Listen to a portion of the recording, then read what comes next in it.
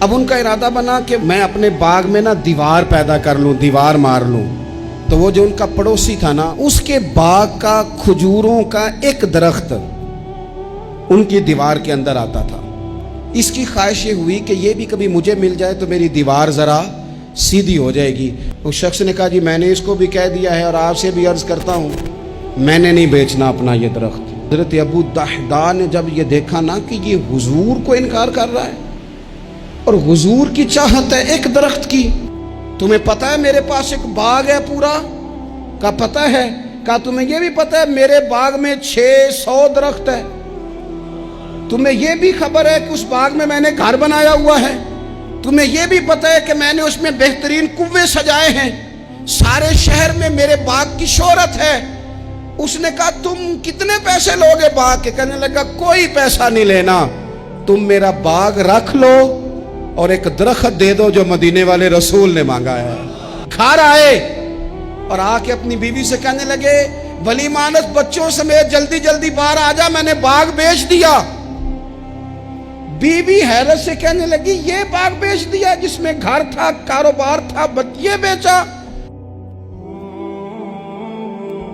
ایک عجیب روایت نظر سے گزرتی ہے کتب احادیث میں، جو بخاری مسلم کی شرطوں پر بھی اترتی ہے، صحیح ابن حبان میں موجود ہے۔ ایک صحابی ہیں حضرت ابو دحداء رضی اللہ تعالیٰ عنہ۔ ہوا پتہ کیا، مدینے میں ایک یتیم بچہ، بعض نے لکھا اور بعض نے لکھا ایک صحابی تھے، ان کا بھی کھجوروں کا باغ تھا اور ساتھ ایک اور کھجوروں کا باغ تھا۔ اب ان کا ارادہ بنا کہ میں اپنے باغ میں نا دیوار پیدا کر لوں، دیوار مار لوں۔ تو وہ جو ان کا پڑوسی تھا نا، اس کے باغ کا کھجوروں کا ایک درخت ان کی دیوار کے اندر آتا تھا۔ اس کی خواہش یہ ہوئی کہ یہ بھی کبھی مجھے مل جائے تو میری دیوار ذرا سیدھی ہو جائے گی۔ اس شخص سے کہا یار یہ میرے ہاتھ بیچ دے۔ کہنے لگا میں نے نہیں بیچنی، ایک درخت میں نے نہیں۔ بعض بندے اڑ جاتے ہیں نا جی۔ وہ صحابی یا وہ یتیم بچہ حضور کی بارگاہ میں حاضر ہوئے، کہا یا رسول اللہ صلی اللہ علیہ وسلم میری دیوار ٹیڑھی ہو جائے گی اور پھر میں پیسوں سے خریدنا چاہتا ہوں، آپ میری سفارش کر دیں کہ یہ ایک درخت مجھے دے دے تاکہ میں اپنی دیوار سیدھی کر لوں۔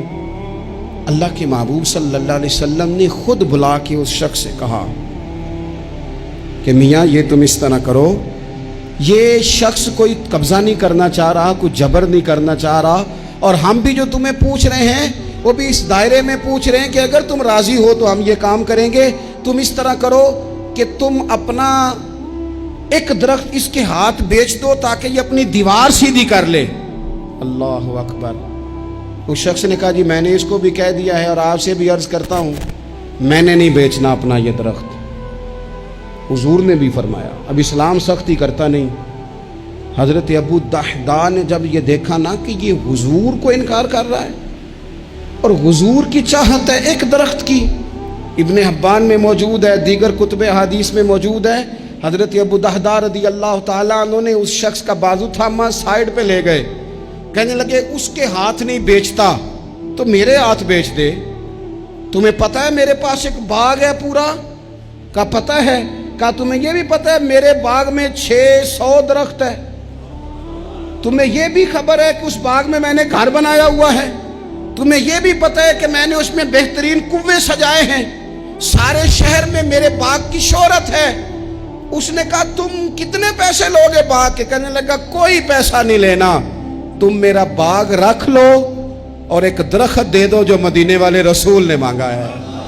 وہ ایک درخت بس مجھے چاہیے، ایک درخت، جیم جان دا کچھ بسا نہیں ہوں، اے جان یار نو دے تے آزاد ہو جا، اس سے دل دہن فساد سارے، دل بر نو دے تے شاد ہو جا، بس وہ ایک جو میرے نبی کو پسند آ گیا ہے وہ تو دے دے، بس بات ختم ہو گئی۔ اس شخص نے سر سے لے کے پاؤں تک دیکھا، کہنے لگے مذاق تو نہیں کر رہے؟ کہنے لگے ہم تو ویسے ہی نہیں کرتے، اور یہ بات مدینے والے محبوب کی چاہت کی ہے۔ اس نے کہا یہ کون سا سودا ہے؟ فرمایا یہ من کا سودا ہے، تیری سمجھ میں آئے نہ آئے مجھے غرض نہیں، لیکن تو لیتا ہے؟ اس نے کہا بالکل ٹھیک ہے، میں تیار ہوں، آپ وہ ایک درخت لے لیں اور یہ باغ مجھے دے دیں۔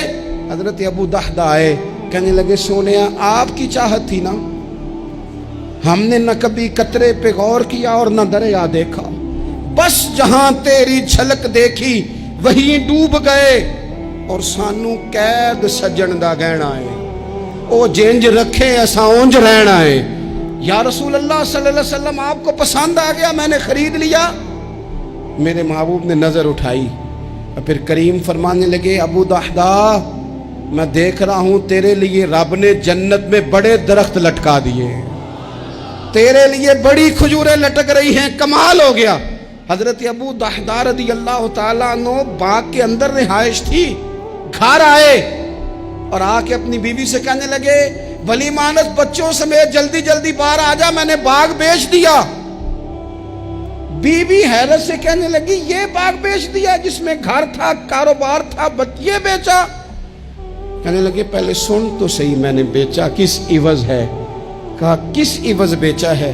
کہا میں نے حضور کی رضا کے عوض بیچ دیا ہے, میں نے جنت خرید لی ہے حضور سے, میں نے باغ دے دیا, میں نے جنت کے عوض خرید لیا. وہ خاتون بھی صحابیہ تھی, بچے لے کے جلدی سے باہر آئی اور میاں بیوی نے بچوں کی جیبوں میں جو کھجوریں تھی وہ بھی نکال کے باغ میں پھینک دی.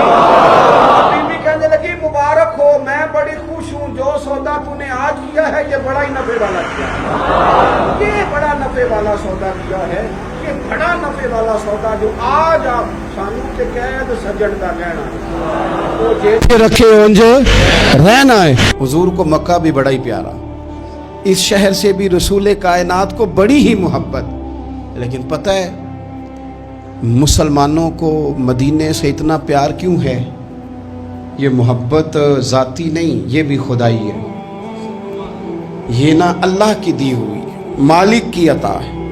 حضور نے دعا فرمائی مدینے کی محبت کے لیے. نبی پاک نے, جو ہمارے سینے مچلتے ہیں, دل تڑپتے ہیں, ہماری اولادیں روتی ہیں, ہم سب کچھ قربان کر کے بھی اس شہر نور میں جانا چاہتے ہیں, تو یہ خدائی فیصلہ ہے, اللہ کی پیدا کی ہوئی محبت ہے.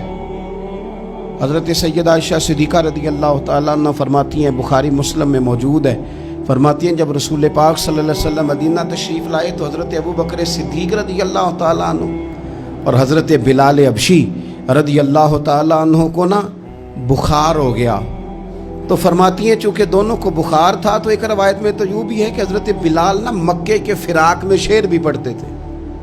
انسان اپنے علاقے سے پیار کرتا ہے نا, تو مکہ مکرمہ کے فراق میں, جدائی میں اشعار بھی کہتے تھے.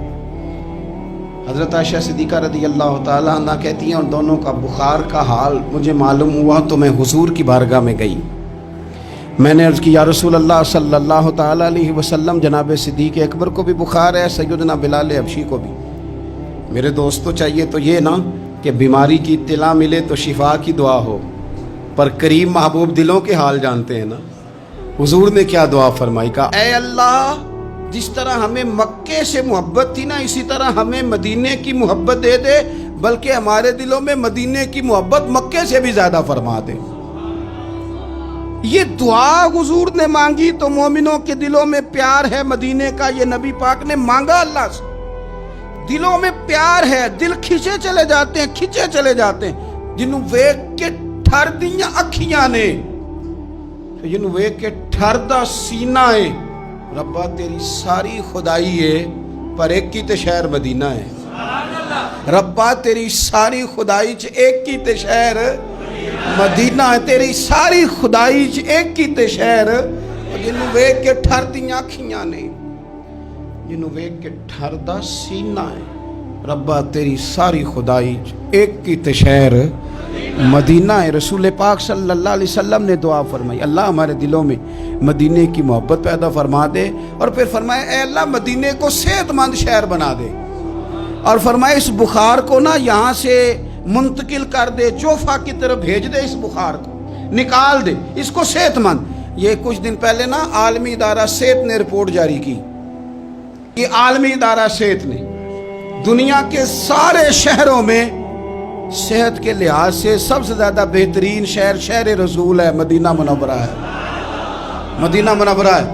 ہم عالمی ادارہ صحت والوں سے کہتے ہیں تم رپورٹ نہ بھی نہ جاری کرتے, تم نے تو آج رپورٹ جاری کی ہے نا, تو یہ رپورٹ تو فرشتوں نے پہلے بنا لی تھی, اس لیے کہ حضور نے دعا کی تھی اللہ مدینے کو صحت والا شہر بنا دے. وہاں تو بڑے بڑے بیمار جا کے ٹھیک ہو جاتے ہیں, بڑے بڑے کمزور جا کے تندرست ہو جاتے ہیں, بڑے بڑے بوڑھے جا کے لگتا ہے توانا ہو گئے. وہ تو شہر ہے کہ کیا باتیں ہیں اس شہر کی.